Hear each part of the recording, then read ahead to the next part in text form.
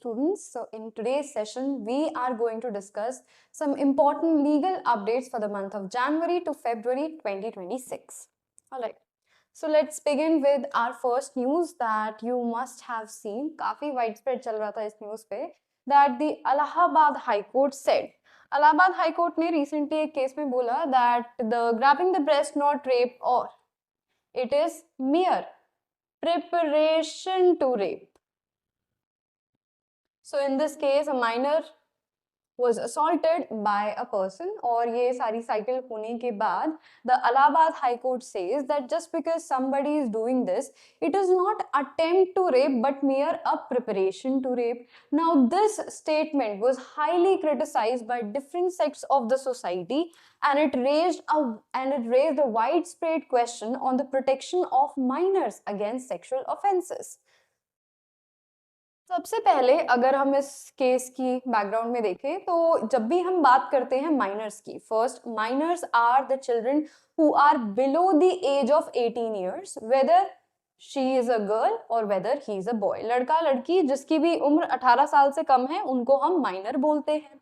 जब भी हम माइनर्स की बात करते हैं, माइनर्स के प्रोटेक्शन की बात करते हैं कि माइनर को किस तरीके से प्रोटेक्ट किया जाए अगेंस्ट द सेक्सुअल ऑफेंसेस, उसके लिए हमारे पास एक प्रॉपर एक्ट है, that is the POCSO act that came into force on 4th of November. Children day वाले दिन आया था ये 2012. तो ये हमारा हो गया पॉक्सो एक्ट. अब सबसे पहली चीज, पॉक्सो एक्ट को लाने का ऑब्जेक्टिव क्या था, किस लिए हम पॉक्सो एक्ट लेके आए थे. दूसरी चीज, पॉक्सो एक्ट आने के बाद क्या चेंजेस आए when it comes to these offences that are committed against minor. अब सबसे पहले पॉक्सो के फीचर्स देख लेते हैं. जब हम बात करते हैं पॉक्सो के एक्ट की तो सबसे पहला, ये जो सेक्सुअल ऑफेंसेस होते थे इन सबको बिफोर पॉक्सो के आने से पहले हम आईपीसी में पनिश करते थे. अब आईपीसी में इनको पनिश किया जाता था, बट सबसे बड़ी प्रॉब्लम ये थी कि ये जो एक्ट था आईपीसी के अंडर, ये ऑफेंसेस जेंडर न्यूट्रल नहीं थे. जेंडर न्यूट्रल मींस कि ये गर्ल्स को तो प्रोटेक्ट करते थे लेकिन ये बॉयज को प्रोटेक्ट नहीं करते थे. दूसरी चीज, इनका जो स्कोप था वो काफी वाइड था. तीसरी चीज, ये जो लॉ था it was not focused towards children. ठीक है, जब हम आईपीसी में इन ऑफेंसेस को डील करते थे तो ये जेंडर न्यूट्रल भी नहीं थे, गर्ल्स पे अप्लाई करते थे, बॉयज पर नहीं करते थे. दूसरी चीज, इसका स्कोप काफी वाइड था और पर्टिकुलरली हम यहाँ पे चिल्ड्रन को, माइनर्स को प्रोटेक्ट नहीं कर रहे थे. इसी सारी चीजों को चेंज करने के लिए हम लोग पॉक्सो लेके आए.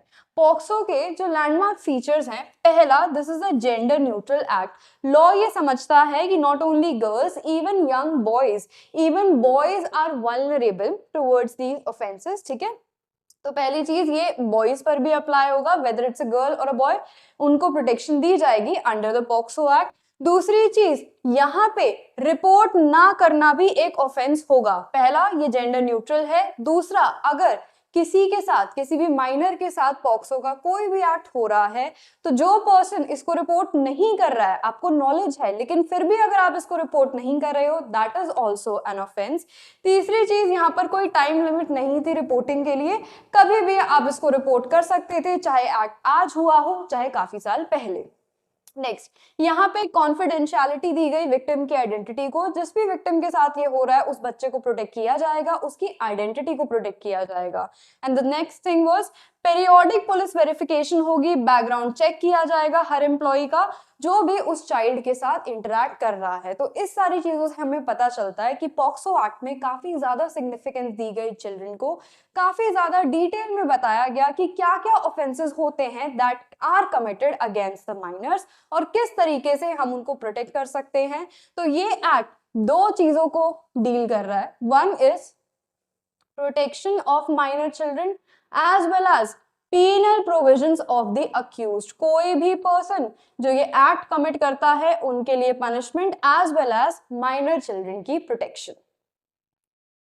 Alright, so this was after this. अब ये देख लेते हैं कि इस वाले ऑर्डर में क्या हुआ. इलाहाबाद हाई कोर्ट ने जो बोला था कि that is mere preparation to rape, इसको हाईली क्रिटिसाइज किया गया।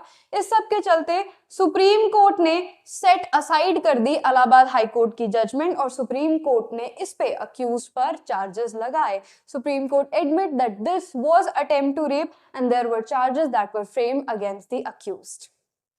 So this was a landmark change that was done by the Supreme Court in this case. All right, next देख लेते हैं Indian Young Lawyers Association versus State of Kerala, famously known as the Sabrimala Temple case. Sabrimala Temple is situated in Kerala. Sabarimala temple में Lord Ayyappa की पूजा की जाती है। Lord Ayyappa was a celebrate, he was a ब्रह्मचारी, ठीक है।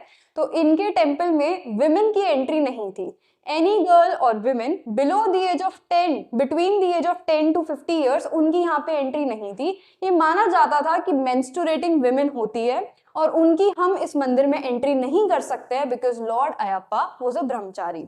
अब ये तो हमने समझ लिया the background of the case. थोड़ा सा बैकग्राउंड देखते हैं।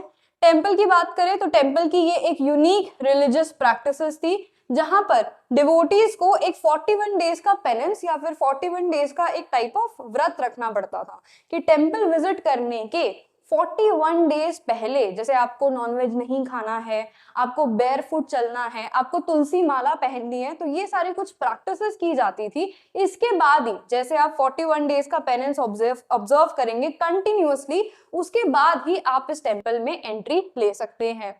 Because women in their menstruating years between 10 to 50 years ये एक कस्टमरी प्रैक्टिस मानी जाती थी कि since women cannot observe this penance period, तो women को यहाँ पे इस एज के बीच में मंदिर में टेम्पल में एंट्री नहीं मिलेगी। अब नेक्स्ट देखते हैं। सबसे पहले केस की बात करें तो सबसे पहला केस फाइल किया गया था in the Kerala high court in the year 1991। Kerala high court ने बोला कि ये बिल्कुल कॉन्स्टिट्यूशनल है। केरला हाई कोर्ट ने अपनी जजमेंट को, अपने इस रूल को, ये जो सबरीमाला टेम्पल का रूल था, इसको प्रॉपर्ली जस्टिफाई किया and the Kerala high court says कि ये बहुत चलता हुआ कस्टम है, ये एक ट्रेडिशन है एंड इट इज कॉन्स्टिट्यूशनल, ठीक है। विमेन को जो हम प्रोहिबिट कर रहे हैं टेम्पल प्रेमिसेस में एंटर करने से, it was constitutional and it did not violate article 14 और article 25 of the Indian constitution. अब नेक्स्ट देखते हैं इश्यूज बिफोर सुप्रीम कोर्ट। अब सुप्रीम कोर्ट के पास सबरीमाला टेम्पल के रिगार्डिंग काफी सारे इश्यूज थे। सबसे पहला कि ये जो प्रोहिबिशन हम कर रहे हैं विमेन की, क्या ये आर्टिकल 14 और आर्टिकल 17 इसकी वायलेशन है। दूसरा, क्या लॉर्ड अयप्पा को जो लोग वर्शिप करते हैं, पूजते हैं, क्या वो एक सेपरेट रिलीजियस डिनोमिनेशन है। तीसरा, क्या एक्सक्लूजन वुमेन का अंडर आर्टिकल 25 एक एसेंशियल रिलीजियस प्रैक्टिस है। नेक्स्ट है रूल 3 जो है Kerala Hindu places of worship rule, क्या ये परमिट करता है कि हम रिलीजियस डिनोमिनेशन को बोले कि आप ऐसे बैन को लगा सकते हो। लास्ट है कि पब्लिक वर्शिप रूल्स जो है ये किसी भी कस्टम को पेरेंट लॉ के अगेंस्ट जाने दे सकते हैं क्योंकि पेरेंट लॉ हमारा कॉन्स्टिट्यूशन है and this is custom. Now in सारे क्वेश्चंस को सुप्रीम कोर्ट ने धीरे धीरे आंसर किया। सबसे पहले व्यू ये था, देखो एक होती है ट्रेडिशनल प्रैक्टिसेस, बहुत समय से ये कस्टम चला आ रहा था कि वुमेन की एंट्री नहीं थी, तो काफी सारे ट्रेडिशनलिस्ट ग्रुप इसके अगेंस्ट थे। ये आर्ग्यू करते थे कि बैन सारी वुमेन पे नहीं लगा रहे हैं, सिर्फ इस एज साइकिल के अंदर जो जो वुमेन आती है उस पर लगा रहे हैं। Given the deity was celibate, जो डीटी है वो सेलिब्रेट है, ब्रह्मचारी है, इसीलिए ये जो एक्सक्लूजन हम कर रहे हैं वुमेन का, इट वाज अंडरस्टैंडेबल। नेक्स्ट चीज ये कि यहाँ पे कॉन्स्टिट्यूशनल प्रैक्टिस है, आर्टिकल 26 में हर रिलीजियस डिनोमिनेशन के पास ये पावर होती है कि वो अपने इंटरनल अफेयर्स को मैनेज कर सकते हैं। लास्ट, लीगल प्रोटेक्शन, तो section 3 clause B of Kerala Hindu places of worship act ये बोलता है कि विमेन ऐसे टाइम पे मंदिर में एंटर नहीं कर सकती। तो ये थे सारे हमारे व्यूज। अब प्रीवियस डिसीजन से हम सीधा आर्ग्यूमेंट्स देखते हैं। सबसे पहली आर्ग्यूमेंट ये थी कि ये तो भाई गलत है, this is against gender equality, ठीक है। आप अगर वुमेन को मंदिर में एंट्री नहीं दे रहे हो तो ये इक्वालिटी के खिलाफ है, you are discriminating on the basis of their gender. दूसरी चीज, हम सबके पास एक फ्रीडम ऑफ रिलीजन है एज अ फंडामेंटल राइट। कोई भी पर्सन कोई भी रिलीजन प्रोपेगेट कर सकता है, प्रैक्टिस कर सकता है।